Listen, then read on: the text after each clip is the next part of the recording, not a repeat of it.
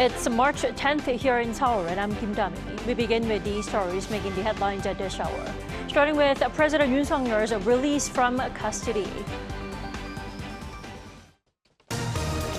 President Yoon returned home on Saturday after being in detention over charges of leading an insurrection as part of his December martial law declaration. The main opposition Democratic Party is now threatening to impeach a prosecutor for not appealing the court's decision to revoke Yoon's detention. Tariffs on some goods from Canada and Mexico set for April 2nd could increase, U.S. President Donald Trump says. And China's retaliatory additional tariffs on U.S. agricultural products are now in effect. South Korea and the U.S. begin their annual joint military drills involving computer-simulated drills and on-field training for the next 11 days from Monday. This year's Freedom Shield exercise is the two allies' first major military drill under the second Trump administration.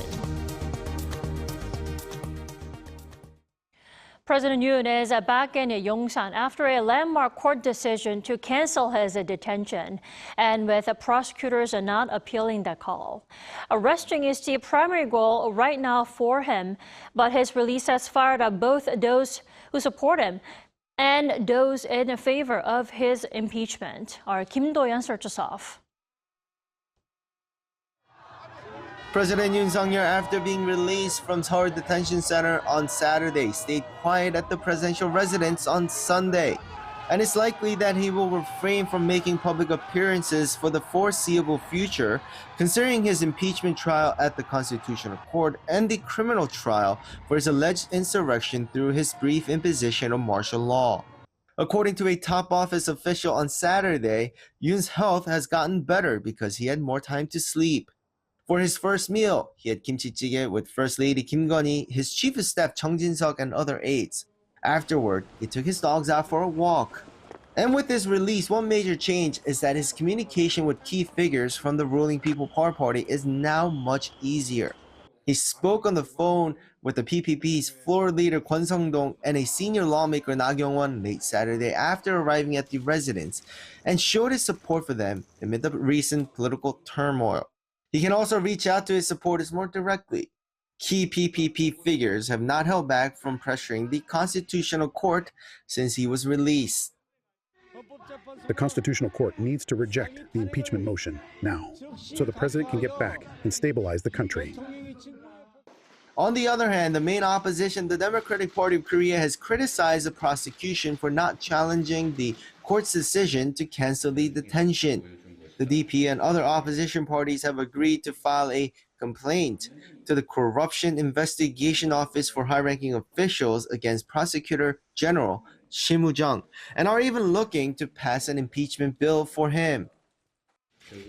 At the end, I think this indirectly shows the prosecution is one of the accomplices of the insurrection. Over the weekend, large nationwide protests both for and against President Yoon took place, with the Constitutional Court's key decision looming. Yoon's release fueled the opposition. Yoon's supporters rallied at the presidential residence while opponents gathered at Gwanghwamun Square. Kim Do-yeon, Arirang News. So the troubled leader walked free on Saturday after 52 days in custody. Has the court's ruling bought him any time in any way for his impeachment trial? Let's turn to Professor Song Se-ryun. Good morning, Professor Song. Good morning.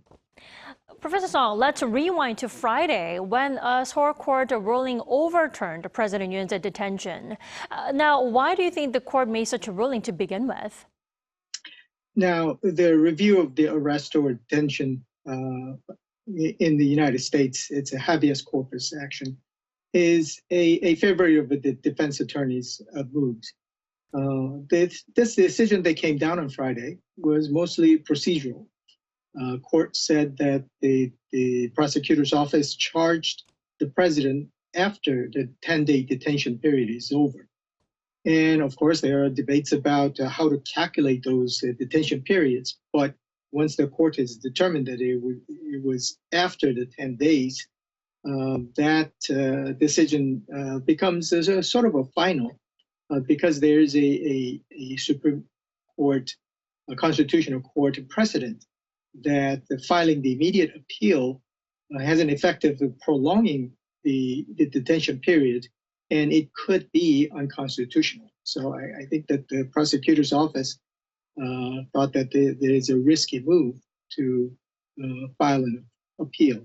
But I think that that calculation of a 10-day period and what could be tacked onto it if the court adds some review time, that is procedurally a pretty important issue. So at this point, they forwent the appeal, but it might come up in the litigation that looks into the merit, and maybe the higher court could give a clearer guidance as to how to calculate those days. So the prosecution could have challenged the court's ruling, but they acknowledged that it was too risky. That's why they decided not to do that. Then will the court's ruling affect Yoon's impeachment trial in any way? I mean, will it buy any time for President Yoon Sung-yeol? Well, it should be limited in terms of the impact because, first of all, it's a separate trial. Right. The Constitutional Court has an impeachment trial, but the ruling that came down mainly speaks to the criminal court proceeding on the insurrection. Not only that, the Constitutional Court has rejected the evidence mostly from the CIO's insurrection trial. So those are separate. And I think most of all, the Constitutional Court's proceeding is at the last stage. The argument or the hearing stage is over, and the justices is just getting together to get ready for the verdict. So in terms of timing, I think that the impact on the Constitutional Court proceeding should be pretty limited. However, I think the small possibility is that the Constitutional Court might try to look at the decisions that came down on Friday and try to see what kind of impact it would be. I think that the president's defense team could try to argue that the decision should prevail on the merits of the Constitutional Court. I think it is a very weak argument, but nonetheless, they'll make those arguments plausible. Well, President Yoon has been staying home since his release from custody. Now, how do you think he'll spend the coming days or even weeks until the final verdict is delivered? Well, since the Constitutional Court proceeding is at the last stage, there's not much he can do at this point. But I think that he will continue to rally his supporters. I think in his mind, it has been effective in terms of getting a popular support, and maybe that'll influence the Constitutional Court, although it should not. But I think even after the Constitutional Court proceedings verdict, he has insurrection trial. So I think that he will be spending a lot of time with the defense team and probably meeting with as many people, and probably the prosecutor's office will worry that he will meet with potential witnesses and influence their positions or testimonies even. So though I think it will have a busy time ahead, mostly with the rallying his supporters and getting prepared for the criminal trial. Definitely. Well, many are expecting Friday to be the ruling day, this Friday. That's the widely expected case. Do you think the court, is there any chance that the court will push back Yoon's release, the ruling day, further from Friday? Again, I think that him getting released have a limited impact, but at the same time, the Constitutional Court has shown a tendency to be very, very cautious. So if there are some doubts in their mind that they could be lingering on after their verdict, probably they'll revisit the issues. I don't think they'll reopen the case, but I think that they might be cautious as to the discussion among the justices would be complete and not leave anything lingering afterwards. So I don't think that it's going to be too delayed. I think their timeline of at the end of the month, this month, probably that is a good barometer to look at when the decision will come down. But whether it be this Friday, it's I think at best a half and half. Well, it'll be a crucial week for both President Yoon and the judges if the ruling does take place on Friday. Professor Song, thank you so much for connecting with us this morning. We appreciate it. My pleasure. Thank you.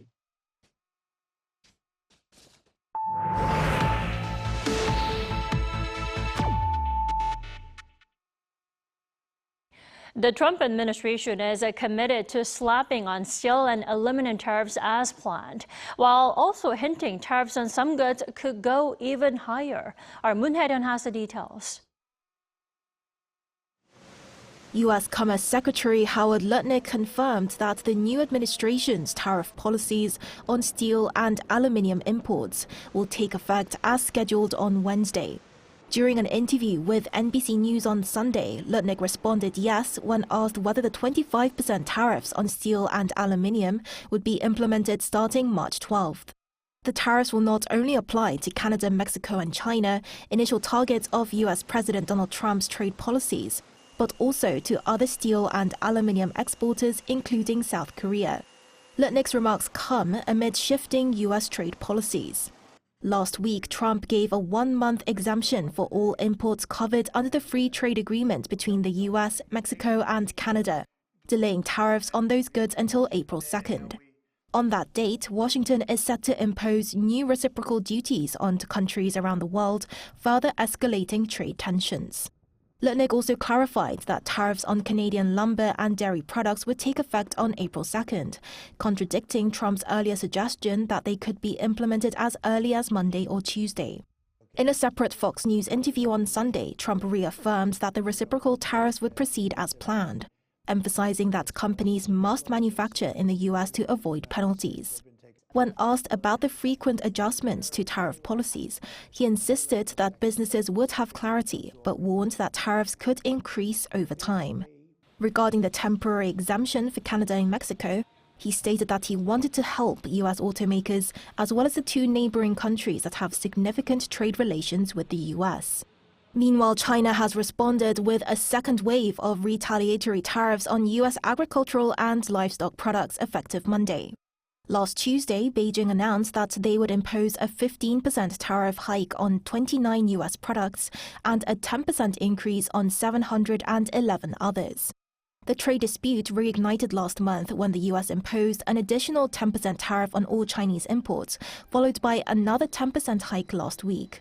China immediately implemented a 15% tariff on coal and liquefied natural gas from the U.S., along with a 10% tariff on crude oil, agricultural machinery, and pickup trucks. Despite these developments, there have been no formal negotiations between the two parties to de-escalate the trade war. Moon Hae-ryun, Arirang News. Seoul and Washington kicked off their annual joint exercise on Monday. A Freedom Shield marks the Allies' first major military exercise since U.S. President Donald Trump took office in January. And the 11-day drills include field training across all domains. And based on the Freedom Shield exercise scenario, the command post exercise that assumes a full-scale war on the Korean Peninsula. This year's springtime military drill is set to reflect recent tactical changes in North Korea's military, such as GPS jamming, cyber attacks, and drone strikes. Live fire drills, however, will not take place, as the Allies have agreed to pause the use of live fire training after South Korea's KF-16 fighter jets abnormally dropped bombs on a civilian village last week. A U.S. special envoy for hostages who held direct talks with a Palestinian militant group Hamas said Sunday that the meeting was very helpful, signaling that a hostage deal could be reached within weeks. A special presidential envoy for hostage affairs, Adam Bola, expressed confidence that a deal to release Israeli hostages could be reached soon after holding several secret meetings with the militant group. Boller said his meetings with the Hamas leadership in recent days were to pinpoint the group's endgame in bringing hostilities to a close. Now, there are 24 hostages, including 22 Israelis who are presumed alive, still being held captive by Hamas. And meanwhile, Israel continues to pressure Hamas after the end of the first phase of the ceasefire deal, this time by cutting the electricity supply to the enclave. South Korean electronics giants Samsung and LG Electronics swept the top spots in key categories of a recent washer-dryer set evaluation conducted by Consumer Reports, a U.S. consumer media outlet.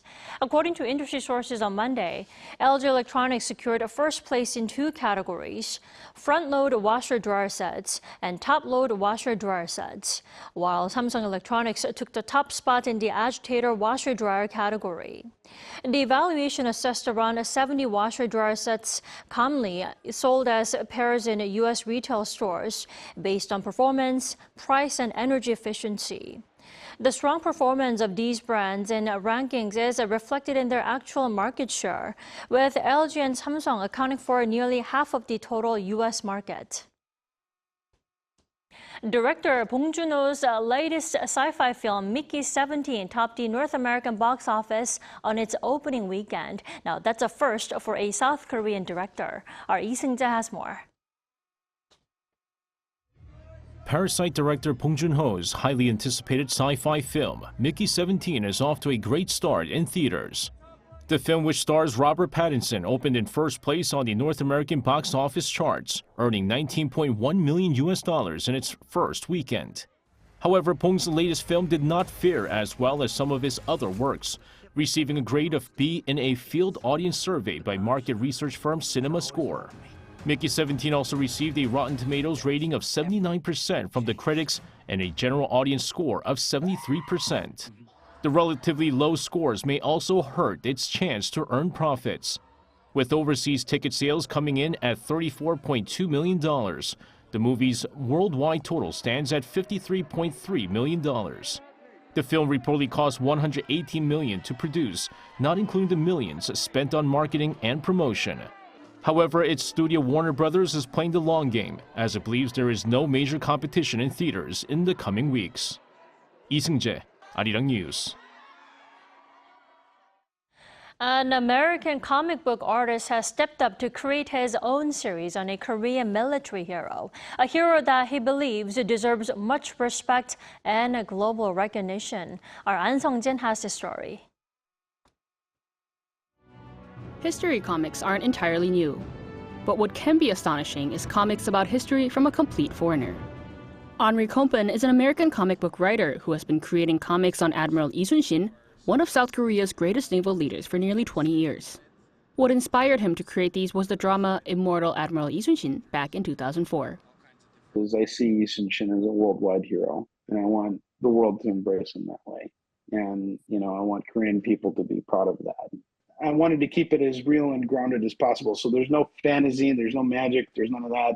Everything is based on what actually happened and based in facts.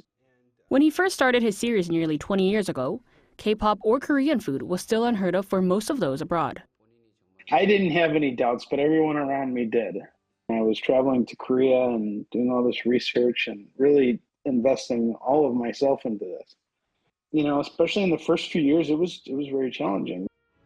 The trilogy is divided into battles Admiral Yi Sun-shin participated in, starting from the Battle of Hansan Island to the Battle of Myeongnang and ending with the Battle of Noryang.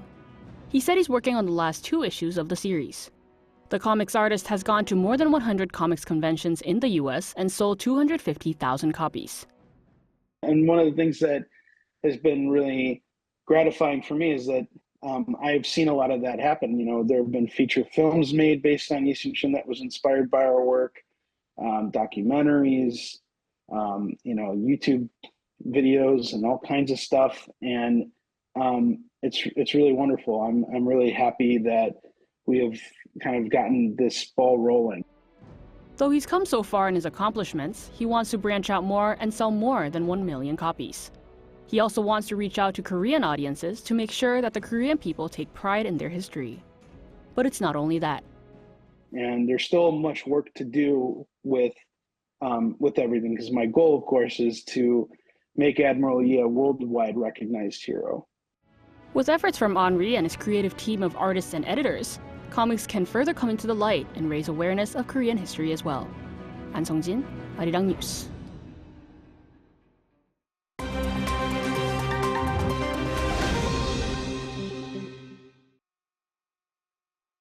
Now let's take a look at the stories from around the world with our Choi Ji-hee. Welcome back, Ji-hee. Good morning, Tommy. So Ji-hee, let's start with Syria, where the country is seeing deadly violence. Tell us more. Right. There have been clashes between pro-government forces and those loyal to the previous regime, and more than 1,000 people, mostly civilians, have been killed.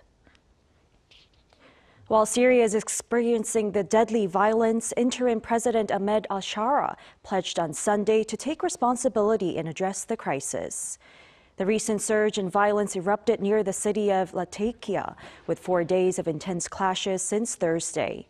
There have been more than 1,000 deaths, mostly Alawite civilians, as well as significant casualties among security forces and pro-Assad fighters. Reports have emerged of mass executions, revenge killings, and atrocities against civilians. Meanwhile, foreign ministers from Turkey, Jordan, Syria, and Iraq gathered in Jordan to discuss security cooperation and address the issue in Syria on Sunday. Over in Romania, the country's election bureau has barred far-right pro-Russian candidate Călin Georgescu from running in the upcoming presidential election, citing violations of extremism laws. On Sunday local time, Romania's Central Election Bureau announced the disqualification of Călin Georgescu from the upcoming presidential election slated for May 4th. The Bureau's decision was based on Georgescu's alleged associations with fascist organizations and endorsements from extremist groups, which go against the nation's laws against extremism. Georgescu, who won the first round of last November's cancelled election amid allegations of Russian interference, called the ruling a threat to democracy. The decision can be challenged, with a final ruling expected by Wednesday. This disqualification has led to violent clashes between Georgescu's supporters and riot police in Bucharest. In Australia's eastern state of Queensland and northern New South Wales, ex-tropical cyclone Alfred led to widespread destruction after making landfall on Saturday. The storm brought strong winds and heavy rain, causing damage to infrastructure and properties, with over 300,000 homes and businesses experiencing power outages. One person was confirmed dead and several were injured.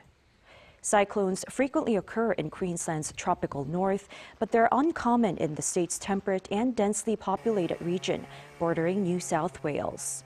While the economic impact is expected to be substantial, recovery efforts are likely to take several months. Finally, in Switzerland, the 55th Engadine Ski Marathon took place on Sunday local time, attracting over 12,000 participants from more than 60 nations. The 42-kilometer race stretched from Maloja to Shamf in the Engadine Valley. In the men's category, Norway's Håvard Moseby clinched victory with a time of 1 hour 34 minutes 3.9 seconds. And in the women's race, Switzerland's Nadine Fendrick secured first place with a time of 1 hour 41 minutes 3 seconds. The event not only showcased elite athletic performances, but also highlighted the region's commitment to promoting winter sports tourism.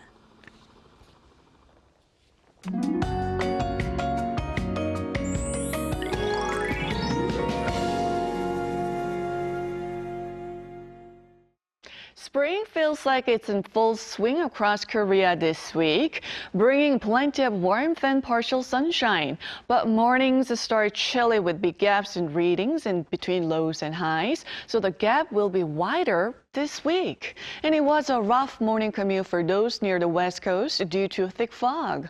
Also, one thing to keep an eye on is the air quality.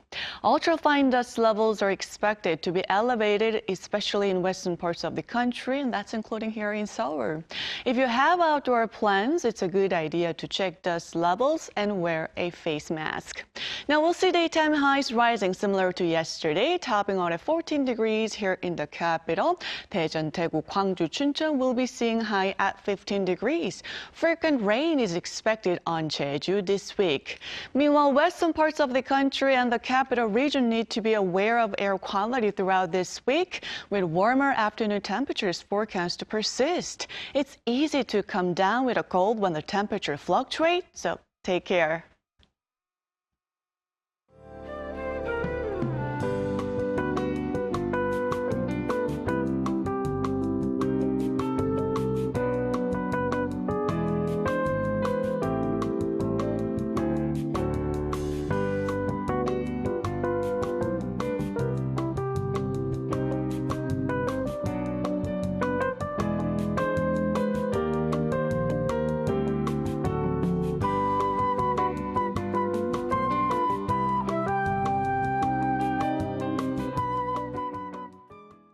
That's all we have for our morning edition of Arirang News. Arirang News will be back at 5 p.m. Korea time. Thanks for watching.